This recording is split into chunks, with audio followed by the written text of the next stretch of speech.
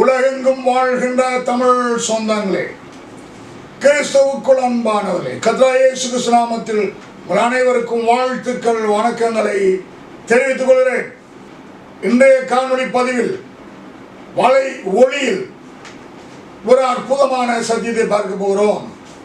இதுக்கு முன்பு நம்ம பேசின அனைத்து வீடியோவிலும் பரலோக பிதாவாகி தேவன் இயேசு கிறிஸ்து சர்வ வல்லமையுள்ள தேவன் புதிய பூமியை போடுவார், பாவியலை நரகத்து தள்ளிடுவார், பரிசுத்தவானை ராஜ்யத்துக்கு கொண்டு வருவார், அவருடைய இளைப்பாறுதலில் பிரவேசிக்க செய்வார். அந்த இளைப்பாறுதல் 7 விதமான பரிசுத்தவான்கள் வருவார்கள். நம்பர் 1, 2, 3, 4, 5, 6, 7 7 விதமான பரிசுத்தவான்கள் வரும் பொழுது அங்கே அந்த இளைப்பாறுதல் என்ன கொடுப்பார்? முதலாவது, அவர்களுக்கு தேவன் வெண்முடை கொடுப்பார், யூனிஃபார்ம். இரண்டாவது, அங்கே அனைவரும் இரத்தத்தால் கழுவப்பட்டு, சுத்த ஜலத்தால் கழுவப்பட்டு பரலோகராஜ்யத்துக்குள் அந்த இளைப்பாறுதலுக்குள் வந்தவுடன் அனைவருக்கும் வெள்ளை அங்கி உடுத்தப்படும்.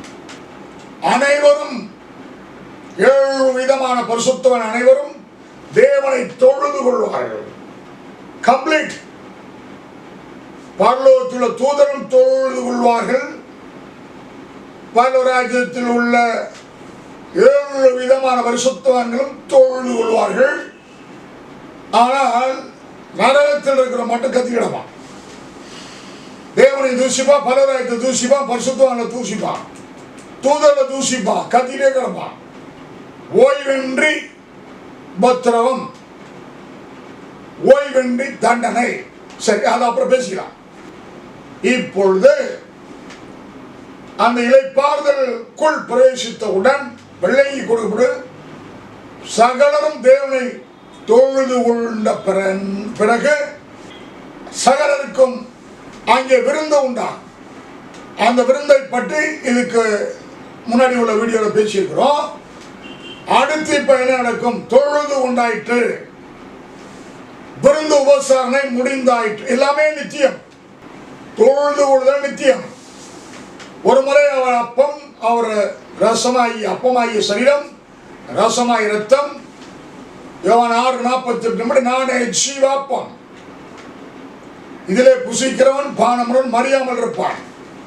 ரைட், நித்திய ஜீவன் கிடைச்சிடும். தொழுகையே நித்திய ஜீவன், எல்லாமே நித்திய ஜீவன் தான். இப்பொழுது கிடைக்க போறது என்ன? நாமம். என்ன நாமம்? வாசிப்போம். ஏசாயா 62 அதிகாரம் 2 வசனத்தை வாசிக்க கேட்போம். ஏசாயா 62:2. ஜாதிகளும் நீதியையும் சகல ராஜாக்களும் மகிமையும் காண்பார்கள். கர்த்தருடைய வாய் சொல்லும் புது நாமத்தால் நீ அழைக்கப்படுவாய். கர்த்தருடைய வாய் சொல்லும் புது நாமத்தால் நீ அழைக்கப்படுவாய். ஏசாயா மூலமாக தீர்க்கதரிசனம் அழைக்கப்படுது. நம்ம ஊர்ல ரோமன் கத்தோலிக்க ஒருத்தர் ரட்சிக்கப்பட்டு வந்திருந்தால் அந்தோனியார், செபஸ்தியார், அப்புறம் ராயப்பர், அருளப்பர், சின்னப்பர், இப்படி பல விதமான பேர்கள். இது பெண்களுக்கும் பொருந்தும். இந்த சிஎஸ்ஐ எவனாவது ஒருத்தர் ரசிக்கப்பட்டு வந்தான், ஆட்சியில் உள்ள அனைவரும் போக முடியாது. அங்கிருந்து எவனாவது தேவனுக்காக முன்குறிக்கப்பட்டு, உலக தோற்றமுடைய முன்னால் குறிக்கப்பட்டு, அழைக்கப்பட்டு, தெரிந்து கொள்ளப்பட்டு, பேர் சொல்லி அழைக்கப்பட்டு, ஆர்சி என்ற ஒரு சாமனத்துக்குள்ள ஒரு ஏதாவது தாய் ஒன்று பிறந்து அங்கிருந்து வந்திருந்தால் இந்த பரலோகராஜ்யத்துக்கு நீங்க நினைச்ச மாதிரி கோடான கோடி மக்கள்லாம் கிடையாது. கோத்திரத்துக்கு ஒருவனும் வம்சத்துக்கு 2 பேர் தான் போட்டு. எரேமியா தீர்க்கதரிசி புஸ்தகம் 3 அதிகாரம் 14 வசனத்தை வாசிக்க கேட்போம். சீர்கெட்ட பிள்ளைகளை திரும்புங்கள் என்று கர்த்தர் சொல்கிறார். அதாவது உலக தோற்றத்துக்கு முன்பே தேவனால் முன்குறிக்கப்பட்டு, அழைக்கப்பட்டு, தெரிந்து கொள்ளப்பட்டு, பூமியில ஆர்சியில் உள்ள தாய் தகப்பனுக்கோ, சிஎஸ்சியில் உள்ள தாய் தகப்பனுக்கோ, அல்ல மற்ற ஆங்கிலிக்கன், சிஎஸ்ஐ, இசிஐ, இன்னும் நிறைய ஆயிரக்கணக்கான ஸ்தாபனங்கள் இருக்கிறது. எங்கேயாவது பிறந்திருப்பான், முஸ்லீம்ல கூட பிறந்திருப்பான், இந்துக்கள்ல கூட பிறந்திருப்பான். ஆனா அப்படி பிறந்த அவர்கள் அந்தந்த மத வழக்கத்தின்படி ஒவ்வொரு பேர் அப்போ வச்சிருப்பான். அந்த அந்நிய தெய்வத்தை நாமத்தோடு தேவனுடைய ராஜ்யத்தில் நுழைய முடியாது. உண்மையுமே மனதில் வச்சுக்கப்பட்ட நாமத்தை தூக்கி எறிஞ்சிடுவான். நான் அதுக்குள்ள அதிகமாக போக விரும்பல. அந்நிய தெய்வத்தோட நாமத்தை நாவினால் உச்சரிப்பது எப்படி என்று தாவீது சொல்கிறார். இப்படி உண்மையுமே இந்த பூமியில ரட்சிக்கப்பட்டவன அவன் பேரை மாத்திடுவான். சரி, இப்படியாக இந்த எரேமியா 3:14 வாசித்தபடி சீர்கெட்ட பிள்ளைகளே, தேவனுடைய ராஜ்யம் முன்குறிக்கப்பட்டிருந்தாலும் சீர்கெட்டு போய் பாவத்துக்குள்ள விழுந்து பாவியலாக இருக்க சீர்கெட்ட பிள்ளைகளே திரும்புங்கள். நான் உங்கள் நாயகர். கர்த்தர் சொல்கிறார், நான் உங்கள் நாயகர். நான் உங்களை ஊரில் ஒருவனும். நான் உங்களை ஊரில் ஒருவனும். வம்சத்தில் 2 பேருமாக தெரிந்து. வம்சத்தில் 2 பேரும். ஊரில் ஒருவன், வம்சத்தில் 2 பேர் தெரிந்து உங்களை சீயோனுக்கு அழைத்து கொண்டு வந்து. உங்களை சீயோனுக்கு அழைத்து கொண்டு வந்து உங்களுக்கு இதயத்துக்கு ஏற்ற மேய்ப்பர்களை கொடுப்பேன். உங்களுக்கு இதயத்துக்கு ஏற்ற மேய்ப்பர்களை கொடுப்பேன். அவர்கள் உங்களை அறிவோடும் புத்தியோடும். அவர்கள் உங்களை அறிவோடும் புத்தியோடும் மேய்ப்பார்கள், நடத்துவார்கள், வழி நடத்துவார்கள். அப்படி கனெக்ட் பண்ணா இயேசு கிறிஸ்து அந்த வம்சம் 44வது வம்சத்தில் வர்றார். தலைமுறை அப்படி பார்த்தா 100 தலைமுறைக்கு அப்புறம் எங்கேயோ ஒருத்தர் வர்றார். வம்சத்துக்கு 2 பேர்,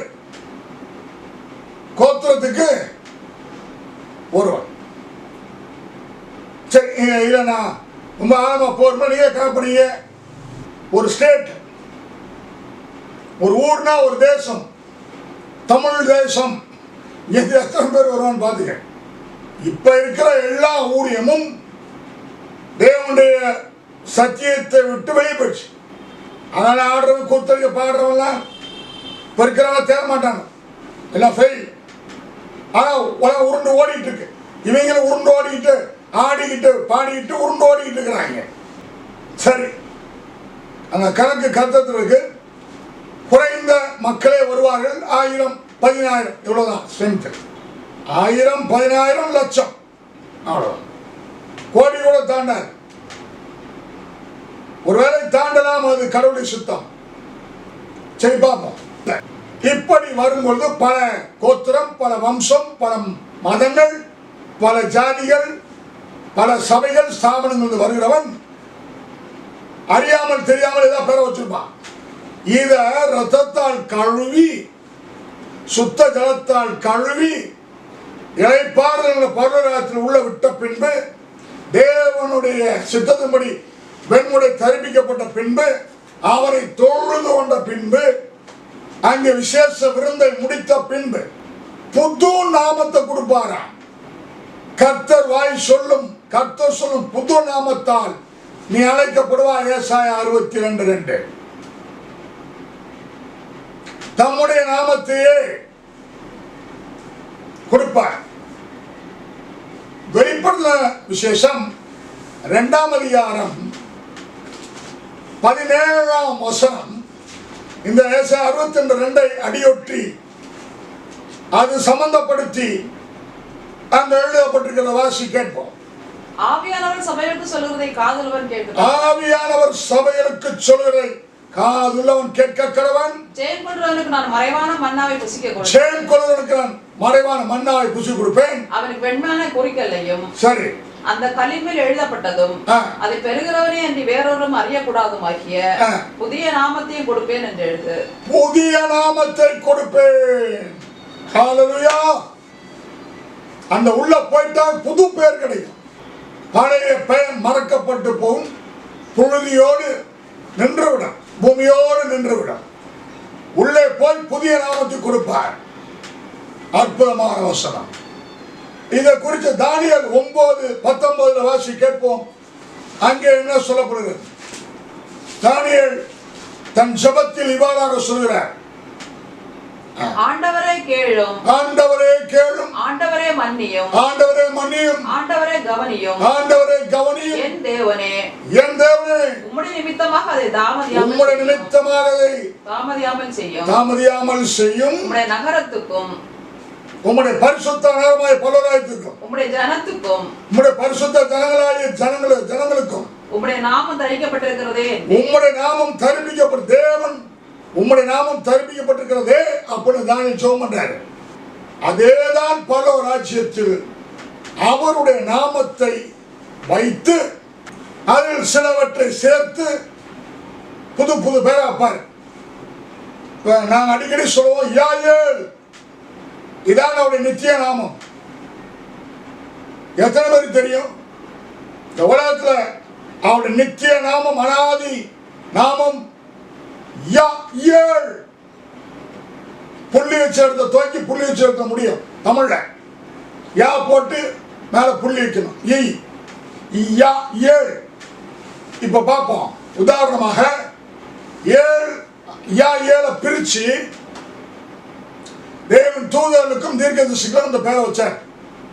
காபிரியேல் ஏல், மிகாயேல் ஏல், சுர்பாயேல் ஏல். அதே மாதிரி பூமியில தீர்க்கதரிசிகளுக்கு எசேக்கியேல், தானியேல், யோயேல் ஏல் ஏல், யாயேல். அந்த ஏழை எடுத்து ஒரு புதிய பேரை சேர்க்கிறார். அதே மாதிரி யா, ஏசாயா, எரேமியா, ஓபதியா, ஜக்கரியா, மெசாயா, யா யா. இந்த நாமத்தை உதாரணமாய் சொன்னது போல எங்களுக்கு அந்த நாமம் தெரியும். அதனால் ஆலயத்தில் உச்சரிக்கிறோம், அந்த நாமத்தை தொழுது கொள்கிறோம், நாமத்தையே தொழுது கொள்கிறோம். இப்படியாக அவர் இழைப்பாதலுக்குள் போகும் பொழுது வெண்முடை கிடைத்த பின்பு அனைவரும் தூதரோடு சேர்ந்து தொழுது கொண்ட பின்பு அனைவரோடும் இயேசு கிறிஸ்து விசேஷ விருந்தை முடித்த பின்பு ஒவ்வொருவருக்கும் அவர் கர்த்தர் சொல்லும், அவருடைய வாய் சொல்லும் புதிய நாமம்.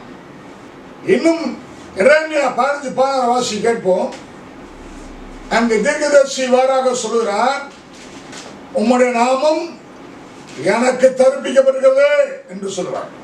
உம்முடைய வார்த்தைகள் கிடைத்த உடனே அவைகளை உட்கொண்டேன்.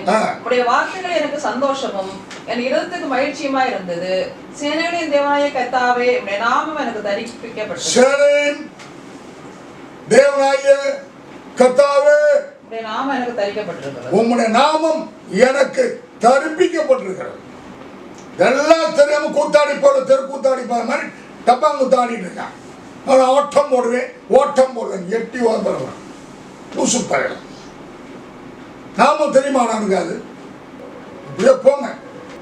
முன்னாடி நான் ஒரு ஆள் தான் திட்டிருந்தேன், இப்போ நிறைய ஆட்கள் திட்ட எழுப்பிட்டாங்க. அதனால நான் குறைச்சிக்கிட்டேன். பரவாயில்ல, சூப்பர் சூப்பராக திட்ட ஆரம்பிச்சாங்க. அவனுக்கு சத்தியத்தை வச்சு திட்டல. நான் இந்த லூசு பயிர் மெண்டல் பயிரில் திட்டதெல்லாம் இந்த மோகன்சிராசபை, திறனபை, பாலினபை, இந்த சுந்தர் சந்திர, அந்த செல்வராஜ், அந்த கோமாளிப்பா, ஆனந்த் பாலு, எஸ்ஐகே பிரான்சிஸ், பெருச்சகார பெருக்கமான்ஸ், இந்த பயிர் லூசு போல நான் திட்டுறது சத்தியத்தை உரமாக போகிறாங்க. ஆனால் இப்போ திட்டுறவங்களாம் அவங்கள செயலை வச்சு திட்டுறாங்க. சாதாரணமான செயலை வச்சு திட்டுறான். கொள்ளடிக்கிறான், திருடுறான், பொய் சொல்றான், ஏமாத்துறான்னு இவனை பொய் பித்தாளத்தை வச்சு திட்டுறாங்க. நான் திட்டுவதோ கண்டிப்பதோ சத்தியத்துக்கு விரோதமாக, தேவனுக்கு விரோதமாக, அதுதான் திட்டுறேன். இப்போ நான் சொல்றேன் தெரியுமா? அவனா பேசுறான் சபையில. சரி, வெளிப்படுத்த விசேஷம் 14ஆம் அதிகாரம் 1ஆம் வசனம்.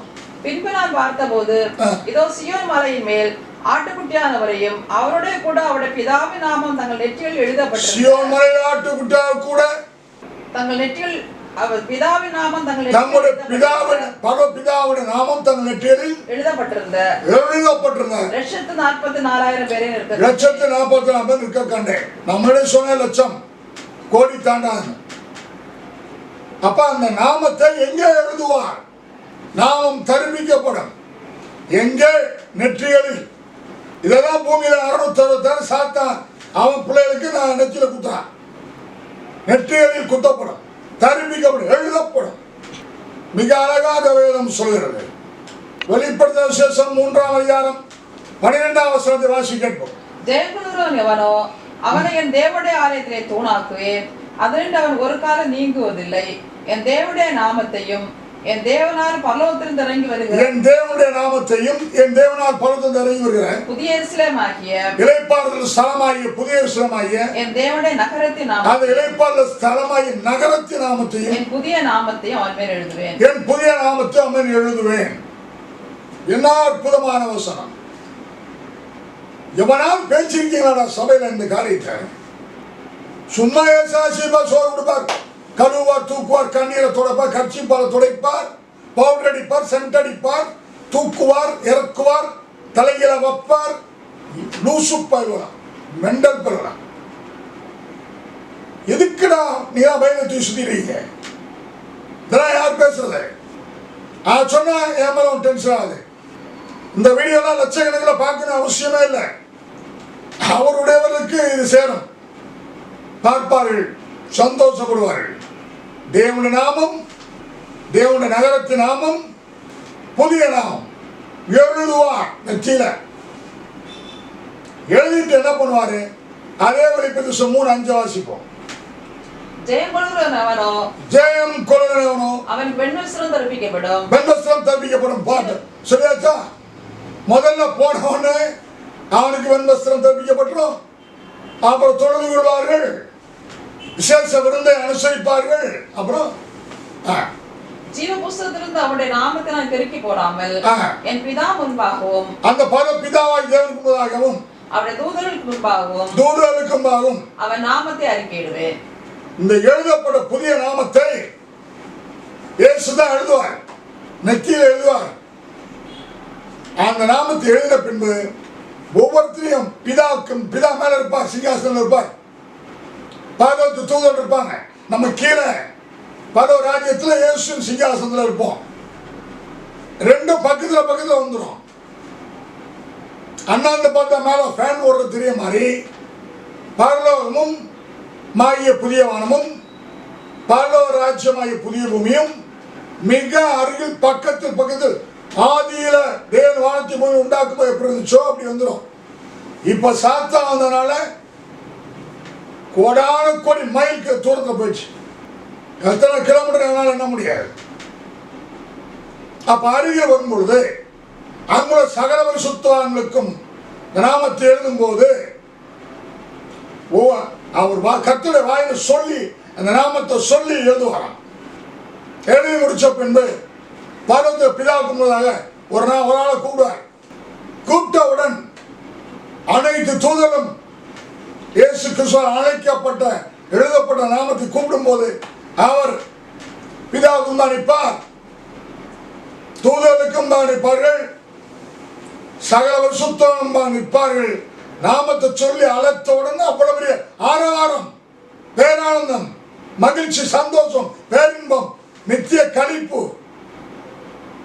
பூரிப்பு எல்லாம் கிடைக்கும். பேரை கூப்பிட்டவன அந்த பேரை பிதாவுக்கு முன்னாடி அறிக்கையிடுவார். அப்புறம் என்னெல்லாம் நடக்கும்னு பிற்பாடு பார்ப்போம், அடுத்த வீடியோ பார்ப்போம். ஒவ்வொரு பேரும் அழைக்கப்படும். ஒவ்வொருவரும் கர்த்தர் சொல்லும் புது நாமத்தால், கர்த்தர் எழுதிய புது நாமத்தால் அழைக்கப்படுவார்கள். பிதாவுக்கு முன்னாக அறிக்கையிடப்படுவார்கள். யாரெல்லாம் பிதாவாகிய தேவனால் உலக தோற்றம் முன்குறிக்கப்பட்டார்களோ, தெரிந்து கொள்ளப்பட்டார்களோ, அழைக்கப்பட்டார்களோ அவர்கள் பாக்கியவான்கள். அவர்கள் பூமியை பிறப்பார்கள். ஆண்டவர் குறித்த நாட்கள் வரைக்கும் உயிர் வாழ்வார்கள். அங்கே இயேசுவை ஏற்றுக்கொண்டு அவருடைய பிள்ளையாய் மாறுவார்கள், ரட்சிக்கப்படுவார்கள். அவர்களுக்காக தான் ரத்தம் சிந்தப்பட்டது. சர்வலோகத்துக்காக ரத்தம் சிந்தினார். ஆனால் எல்லாமே ரட்சிக்கப்பட மாட்டாங்கிறது சத்தியம். அப்போ உலகத்தை நியாயம் தீர்ப்பார், சாத்தானை நரகு தள்ளுவார், மிருகஸ்வரூபத்தை நரகு தள்ளுவார், அந்திகிறிஸ்துவை நரகு அழிச்சு ஒழிப்பார். புதிய வானம் புதிய பூமி ஸ்தாபிக்கப்படும். அங்கே இரத்தத்தால் கழுவி வெளியே வச்சு கழுவி நகரத்து உள்ளே விடுவார்கள். வெண்வஸ்திரம் தரிப்பிக்கப்படும். தேவனை அனைவரும் தூதரோடு சேர்ந்து தொழுது கொள்வார்கள். விசேஷ விருந்து முடிக்கப்படும். கர்த்தர் வாய் சொல்லும் புது நாமத்தால் எழுதப்பட்டு அழைக்கப்பட்டு பிதாவுக்குமாக அறிக்கையிடப்பட்டு இன்னும் விசேஷமான காரியங்கள் இருக்கிறது. அதையெல்லாம் பின்வரும் காணொலியில் கேட்கலாம், கேட்டு மகிழலாம். நன்றி, வணக்கம். God bless you.